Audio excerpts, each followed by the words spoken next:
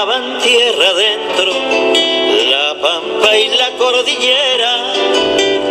Después fueron campo afuera, porque las palabras pesan. Con esas cosas empiezan a vaciarnos la cesera.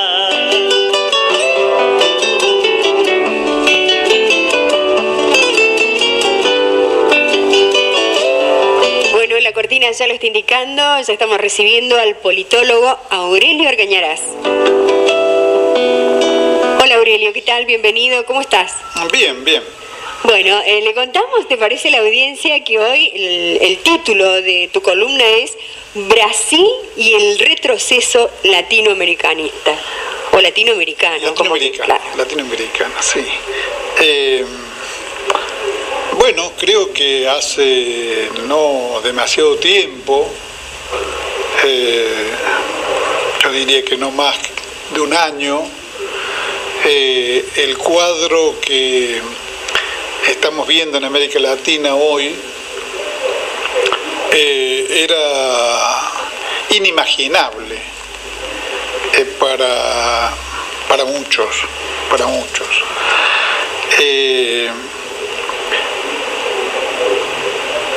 Me parece que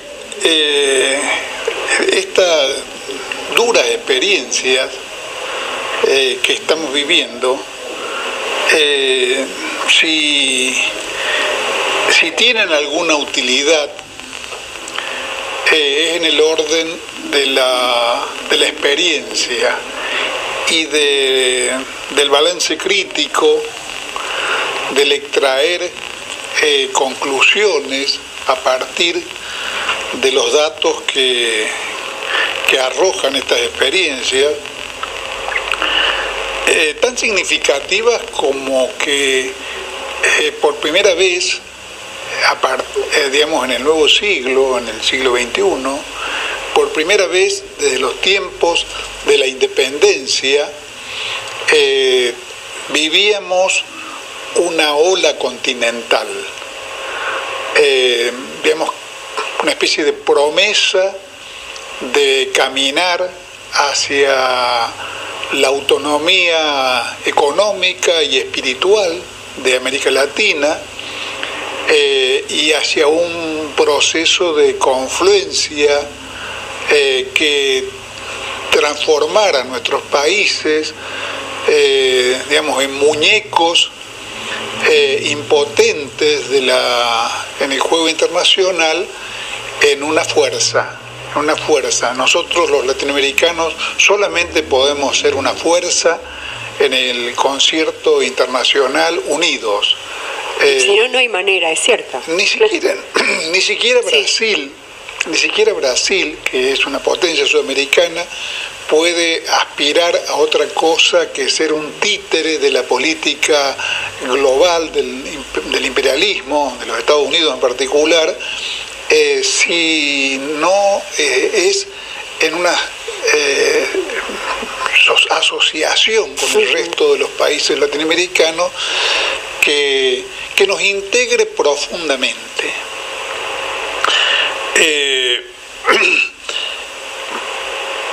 Es la primera vez, digo, que vivíamos una cosa semejante de los tiempos de la emancipación latinoamericana, de San Martín y de Bolívar, porque los procesos de tipo nacional que habíamos visto a lo largo del siglo XX, generalmente, si bien en alguna medida respondían a ciclos o podían ser asimilados como ciclos, por ejemplo, la lucha por la democracia política y por la democratización de nuestras sociedades y el ascenso de las clases medias es algo que no se verifica únicamente en la Argentina con Irigoyen, sino también en otros países.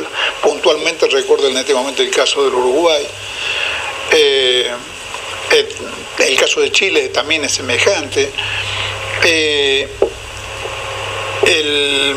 El peronismo surge en la Argentina después de la Segunda Guerra, o cuando está finalizando la Segunda Guerra, y surgen procesos con alguna similitud en Chile con el general Ibáñez, en Brasil había ocurrido antes con Getúlio Vargas, pero nunca había habido una suma en simultáneo de experiencias que pudieran concertar una marcha hacia objetivos compartidos como la que vimos en el ciclo de Chávez, Lula, Evo Morales, Néstor, Correa. Correa, Sí, bueno, sí.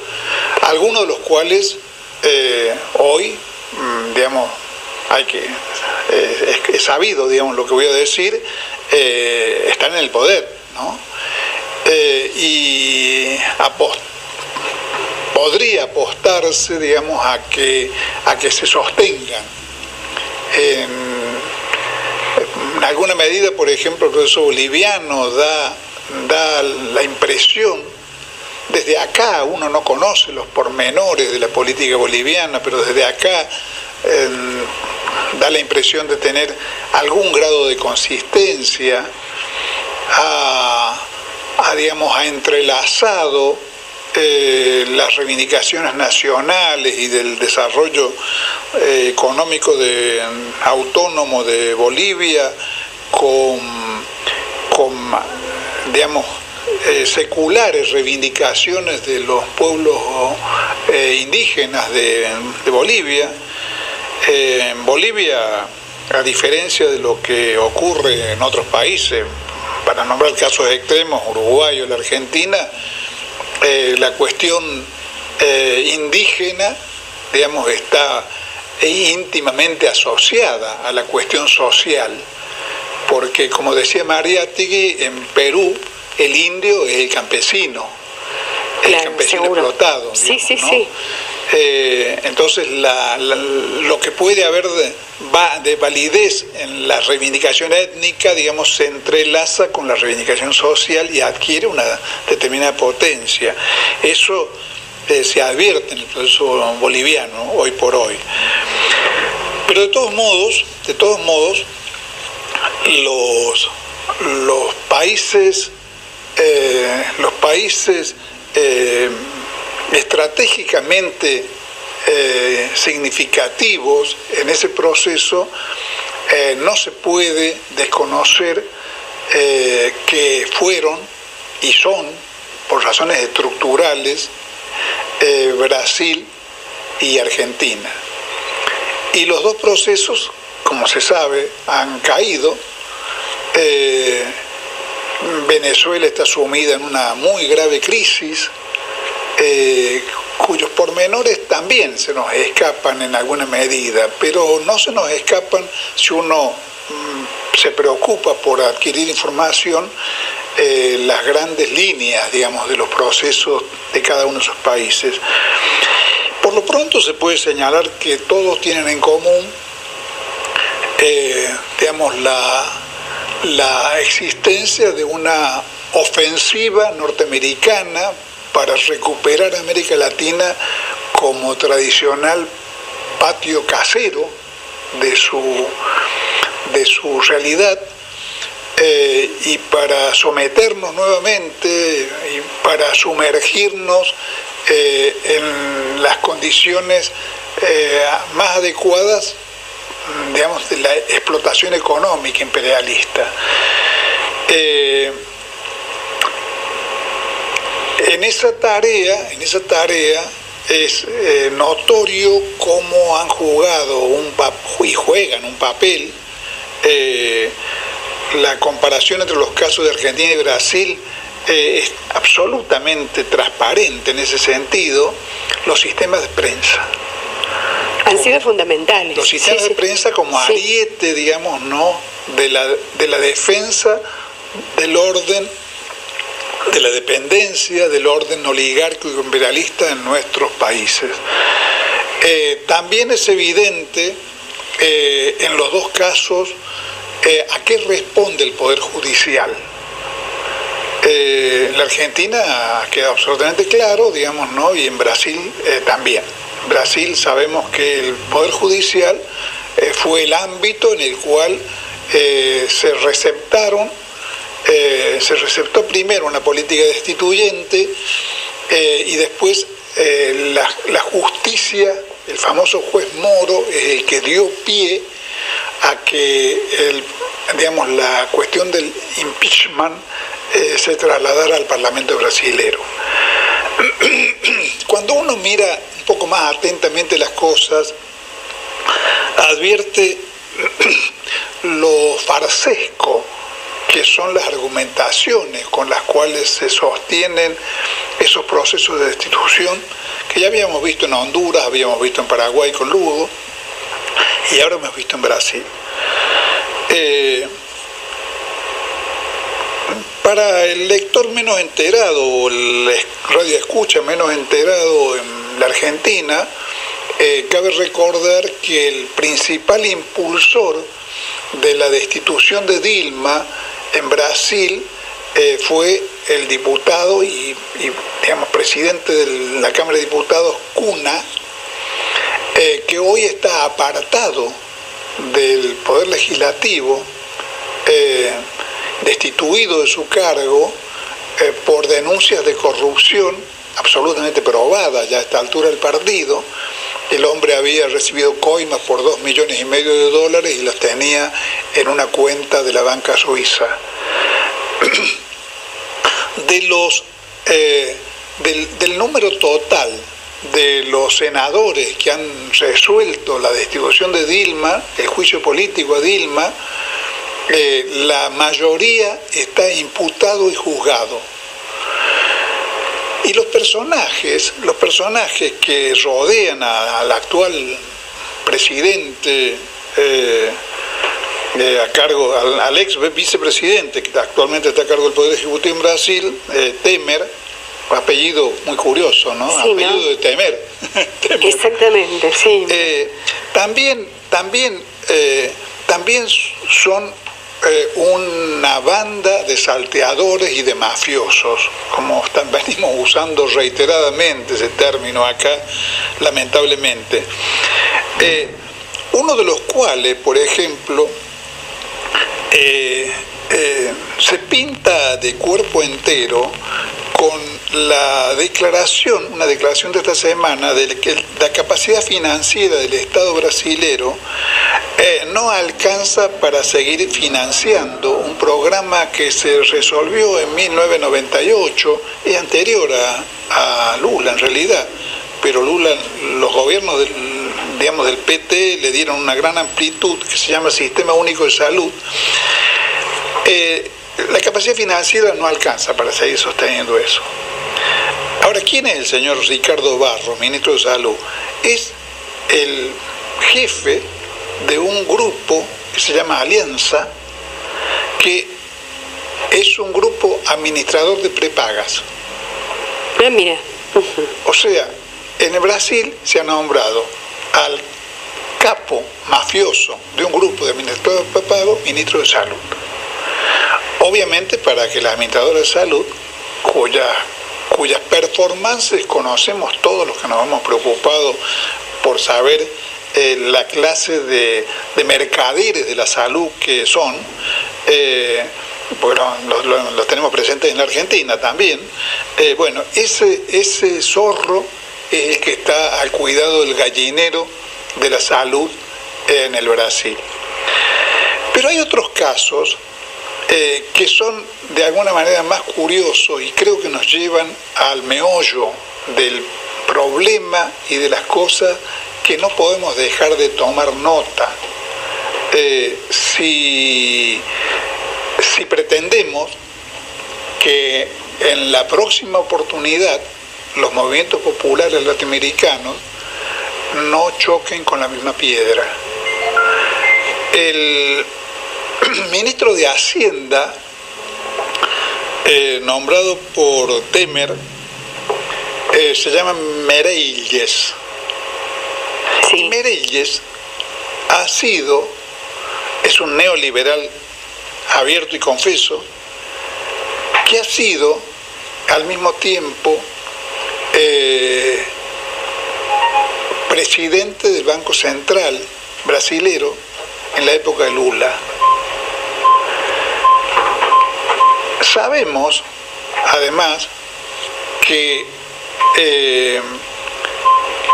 parte del problema del gobierno de Dilma en Brasil deriva de una situación económica en caída libre, que a su vez era el fruto absolutamente esperable de que Dilma, en una búsqueda tonta, se podría decir, de calmar a las fieras del mercado, había nombrado al frente del Ministerio de Hacienda a un señor Levy, que era partidario de las políticas de ajuste.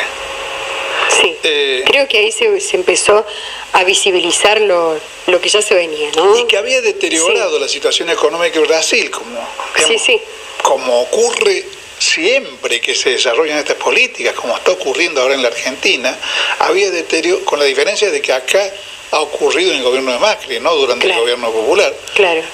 Había deteriorado la situación y en consecuencia había socavado las bases de apoyo y el prestigio del gobierno de Lula y de los gobiernos del PT. Pero antes de entrar a ese punto, el punto sobre las debilidades de nuestros movimientos populares, creo que conviene tomar nota para no pecar de ingenuidad, ¿no? De los atropellos a la legalidad, de los atropellos a la opinión pública, del rasero con el cual se juzgan los actos de corrupción de un bando y del otro, porque eso debería producirnos una suerte de proceso de avivamiento. Hay que avivarse, sabía decir Jaureche, ¿no? Avivarse un poco, digamos, ¿no? Avivarnos un poco respecto de la relatividad que tienen estas cuestiones de la moral, estas cuestiones de la puntillosidad republicana, estas cuestiones del legalismo y del formalismo democráticos, y del apego a la ley, de la independencia de la justicia, toda una serie de conceptos que es hora de que sepamos de que los poderes económicos concentrados no los respetan. Nos piden que los respetemos nosotros, pero no los respetan. Y lo que les es propio, como el sistema de medios concentrado, los monopolios mediáticos, o Globo en Brasil, Clarín en la Argentina, son intocables. Uno puede llevarse por delante a una presidente como Dilma porque por una cuestión que todos los juristas con algún grado de seriedad dicen es una falta menor, no es un delito, y la están juzgando. Sus jueces son, eso sí, delincuentes imputados por coimas, por tener cuentas en el exterior, por una cantidad de cosas, aberrantes. Y realmente. Que convengamos también, Aurelio, que aquellos legisladores que aprobaron, ¿no es cierto?, esto, también en su mayoría tienen un prontuario. A eso me refiero, claro. A eso me refiero, a que la están juzgando. Los jueces son jueces prontuariados, son personajes al estilo de nuestro juez Bonadio, que está imputado en la misma causa que él lleva contra Cristina Kirchner, contra Kicillof y contra Vanoli. Está imputado porque él dice que la cuestión del dólar futuro fue un delito, pero si era un delito, él tenía que impedir que el Estado le pagara a los que había comprado dólar futuro, porque el delito no se había consumado. el delito se consuma cuando el beneficiario del delito, digamos, recibe el fruto del delito. Bueno, Bonadio podría haber impedido que el fruto del delito llegara a las manos de los beneficiarios y no lo impidió. Claro, y juzga ahora. Con su firma. Exactamente, con su firma autorizó que se pagaran los frutos de ese supuesto delito.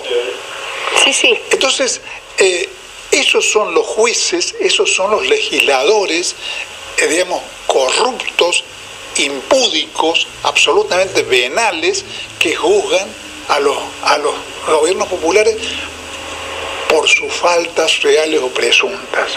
En el caso de Brasil es una maniobra presupuestaria que traslada, digamos, recursos de un periodo a otro.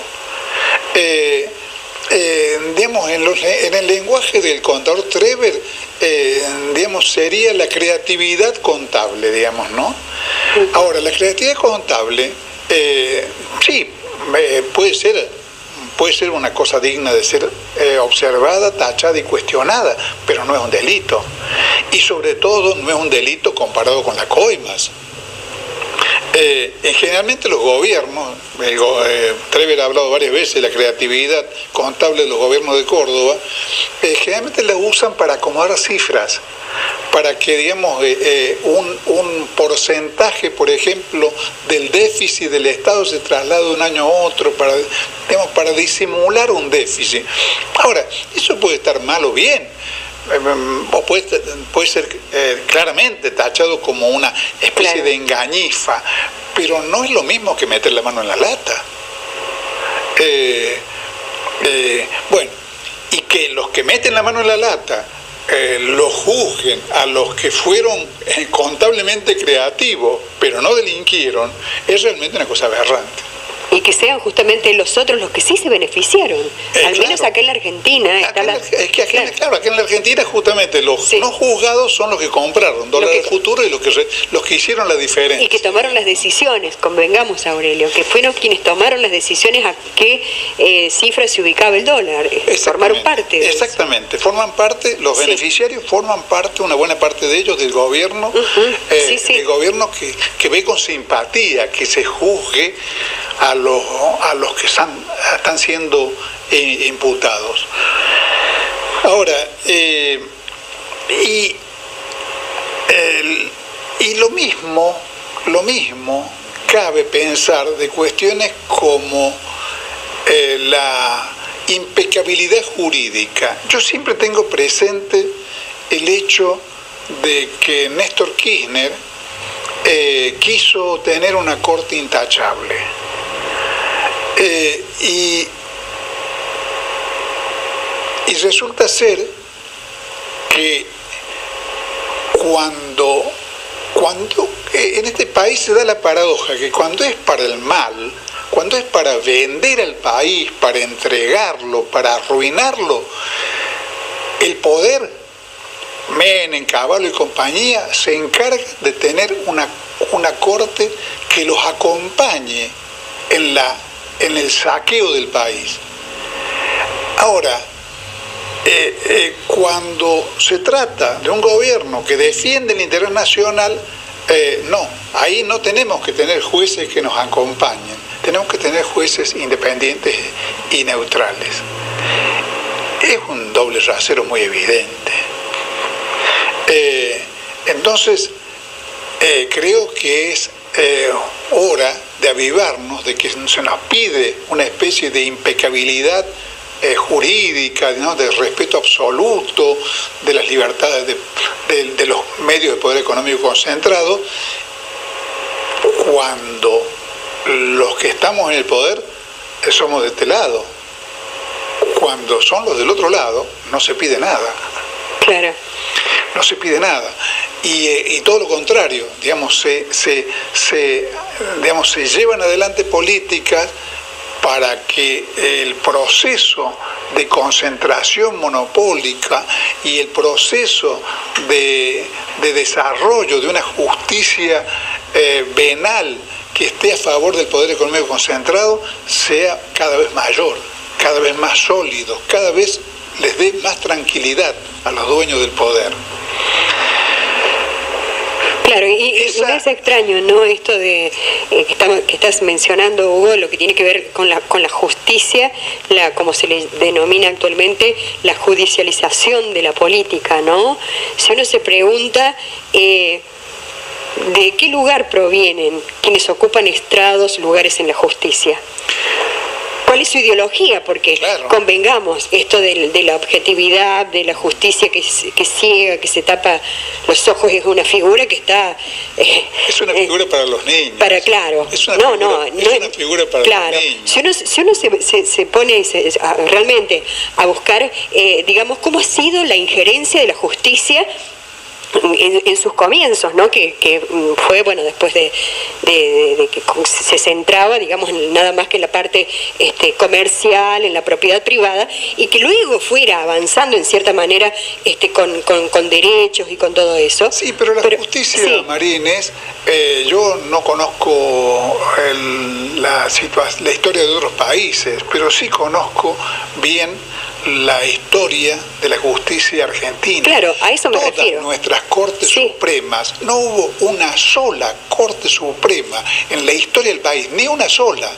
Creo que ni siquiera ha habido un solo justicia, o sea, aunque fuese un juez que renunciara a la corte, digamos, que se levantara a ilegalizar un golpe de Estado. Por eso te lo digo. Siempre la justicia argentina consideró que eran legales los golpes de Estado. Entonces, es bueno saber, es bueno porque analizarlo desde esa perspectiva. Es imprescindible saber que esa es la justicia que tenemos. Claro, y buscar rastrear un poco de su injerencia en la democracia y cómo ha sido a partir de 1983, cómo se ha venido dando la injerencia de la justicia en la democracia, ¿no?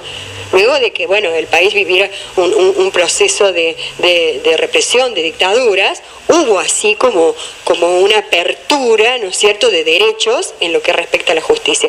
Pero sí, pero muy limitada, con mucho de mentirosa, Marina. Por supuesto, porque, por ejemplo,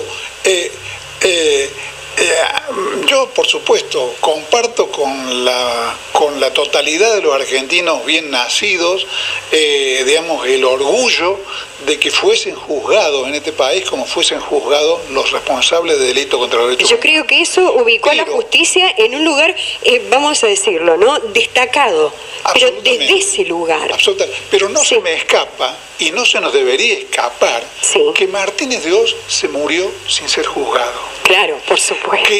Digamos, y que los juicios al poder económico que acompañó a los militares y que además fue cómplice y en algunos casos instigador de los delitos, como por ejemplo el directorio de la Mercedes-Benz, todavía gozan de absoluta impunidad. El juicio a Blanquier, el asesino del ingeniero Ledesma, es muy probable que Blanquier se muera sin haber sido juzgado. Y como los juicios por este tipo de delitos no son hereditarios, cuando se muera, los Blanquier, la familia de los Blanquier, digamos, ¿no?, seguirá haciendo las mismas cosas digamos, que viene haciendo en la explotación inicua de los trabajadores, digamos, y los pobladores, que son casi todos de alguna manera originarios, digamos, ¿no?, del norte argentino. Sí. Esa iniquidad va a seguir, porque, claro, en relación, ha sido difícil lograr que los delitos de lesa humanidad llegaran a la justicia y hubiera condena. Pero en relación a juzgar a Videla, es muchísimo más sencillo lograr que un militar, digamos, que fue en realidad, para usar un lenguaje, digamos, claro, fue un instrumento del poder económico, pero que él mismo no formó nunca parte del poder económico, es mucho más fácil juzgar, digamos, a lo que sería el responsable directo del crimen que a sus autores intelectuales y a los verdaderos dueños del país que los instigaron y los mandaron al frente. Claro. Entonces, ahora, todo esto tiene que ver con la proposición de que nos avivemos, de que sepamos lo que es el poder económico. Sepamos además cómo han actuado siempre, en todas las, cuando cayó Irigoyen, cuando cayó Perón, ahora, digamos, ¿no? Cuando cayó Vargas en Brasil, al Vargas lo llevaron al suicidio, con denuncias de corrupción. Cuando cayó ahora Dilma, siempre han vuelto al poder con un impiadoso revanchismo, siempre, permanentemente. Entonces, creo que tenemos que buscar el modo de sacar las conclusiones de todo esto para que en nuestra próxima oportunidad no puedan volver nunca más al poder. Para que esto no sea una alternancia entre años en los cuales nos imponen de nuevo la condición de colonia, digamos, ¿no?, del imperialismo mundial, y años en los cuales, digamos, buscamos salir de esa condición, pero lo hacemos de una manera demasiado medrosa, demasiado limitada, hacemos el trabajo demasiado a medias. Cuando yo decía que Meirelles fue presidente del Banco Central en Brasil, podría decir que en la Argentina Prat Gay fue un funcionario de Néstor Kirchner, Redrado fue un funcionario de Néstor Kirchner, Massa fue jefe de gabinete de Néstor Kirchner. Todas esas cosas son signos de que hicimos el trabajo a medias. Es necesario, se habló mucho acá de vamos por todo, de profundizar. Lamentablemente eso en realidad fue más un cacareo que una realidad. Y fue lamentable en realidad, ¿no? Vamos a decirlo, porque no sé si se va a volver a dar otro ciclo histórico en Latinoamérica como el que se dio, Aurelio. Convengamos. Se va a volver a dar, porque el imperialismo puede hacer muchas cosas, pero como no puede solucionar nuestros problemas, los pueblos más tarde, más temprano van a volver a reaccionar. De eso no tengo dudas. De lo que sí tengo dudas, tengo también confianza, pero tengo dudas, y creo que es una cuestión sobre la cual tenemos que empeñarnos e insistir, es que, digamos, aprendamos que esta clase de regímenes, advirtamos la dimensión que tiene el hecho de que llevemos 200 años intentando tener un país libre y todavía no lo hayamos logrado. Hay que clavar el cuchillo a fondo la próxima vez. Gracias, Aurelio. Hasta el sábado. Hasta el sábado. Si el dueño no quiere fiar, rodeados de portafolios, no les importa quién mande, y van del mar a los Andes haciendo gorda la vista, pero son coimisionistas de los tilingos más grandes.